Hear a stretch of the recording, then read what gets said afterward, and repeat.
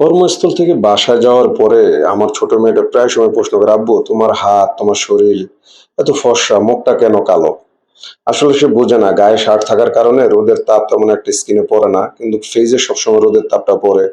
ঝড় বৃষ্টি রোদ উপেক্ষা করে তাদের জন্যই তো ইনকাম করার জন্য আমার মতো হাজারো গার্ডিয়ান বাবা মা এ ঘরের বাইর হয়। তো এটা স্বাভাবিক। কিন্তু কি মেয়ে, এই ছেলে বা যারা আমাদের অধীনস্থ আল্লাপাক করে দিয়েছেন তারা একদিন বড় হবে, সংসার করবে। সেদিন তাদের সংসারের চাপে প্রশ্নটা করার সময়ও তারা পাবে না, কিন্তু এখন প্রশ্ন করে আমি জব দিয়ে আমার কাছে ভাল লাগে।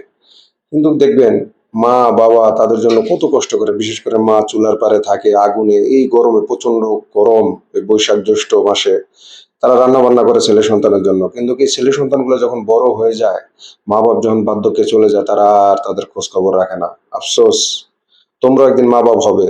তাই সবাইকে বলি, মা বাবার খেদমত করো, মা বাবার খেয়াল রাখো, মা বাবার সেবা করো। ধন্যবাদ সবাইকে।